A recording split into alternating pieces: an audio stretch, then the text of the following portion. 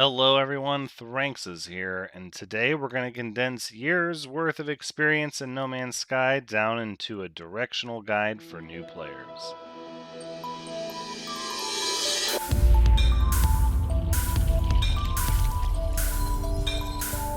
Today we're going to be talking about No Man's Sky in a slightly different light than normal.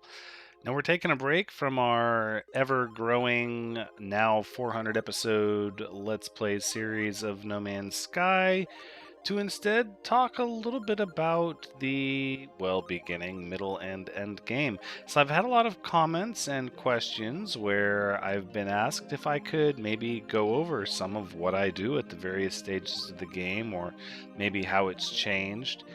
What I find, I think, is the most daunting to new players of No Man's Sky is really the freedom. We tend to idealize games that give us freedom, but when we have such an intense degree of freedom, it can almost be overwhelming. Like, what should you be doing? Where should you be going? Really, the answer is it could be anything, so because of that, it's hard to think of something.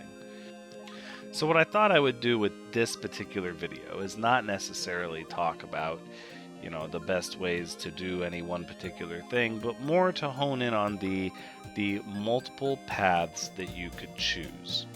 Once you've completed all of the main tutorial steps that the game hands you, you're allowed to talk to Nada and Polo, and specifically to ask Polo about Artemis, Atlas stations, or black hole coordinates. Now, this sort of is your hint that you have different directions you can take. If you ask about Artemis, it doesn't really give you much except maybe a little bit of lore. However, if you ask about Atlas station coordinates, you'll be directed to the nearest Atlas station, and if you ask about black holes, you'll be directed to the nearest black hole. So how do you know which one is for you?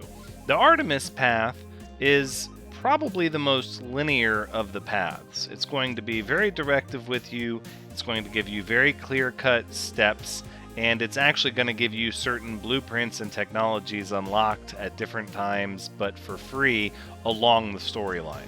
And the Artemis path is widely considered to be the core storyline, so really if you're looking for just a nice, clean path to cut through so much of the extra stuff happening in the game, the Artemis path is probably the best way to go. Now, the Atlas path is sort of like Quest Light. The Atlas path is going to guide you to specific locations and require specific resources and milestones, but it's not going to tell you necessarily what to do and how to get there.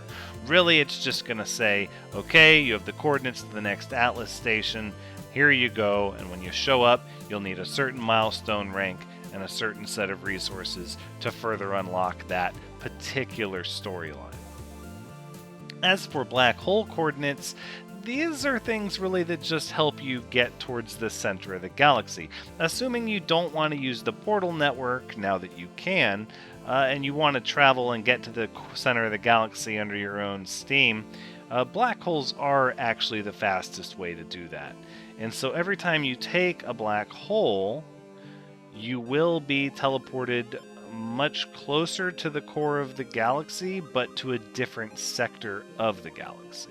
So you'll be someplace entirely new and albeit, on average, closer to the core. Generally speaking, while you can do the Artemis path in any way, it naturally lends itself towards heading towards the galactic core. So in that regard, taking black hole routing to the galactic core will inevitably help you achieve the Artemis path if that's what you're aiming for. Now, if following a predetermined story path is not for you and you would prefer to cut your own path through No Man's Sky, rest assured all of the same blueprints and unlockables are going to be available to you through natural gameplay. So if that's the case, really all you need to do is to be trying to earn three things: units, that is the currency of the game; nanites, that is your lifeblood for upgrades and unlocks; and then of course salvage technology which is buried in the terrain, as this will help unlock your base. Now we could talk about those three things and playing without the questline paths, but that really should be its whole own video, and we'll probably do that later in this short series.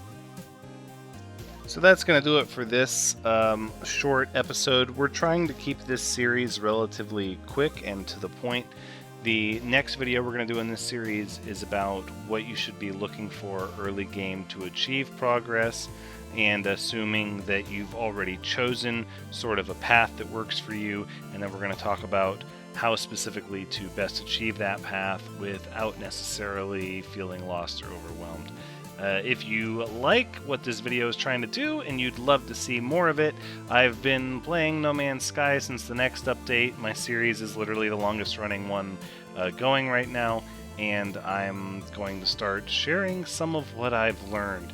We also did a permadeath stream where I showed how to quickly overcome the dangers of permadeath in about 15 or 16 hours being very squared away. And that's sort of what we're going to distill down in these videos. So if you play on survival or you play on permadeath, fear not, my videos will help you regardless of the game mode that you play in.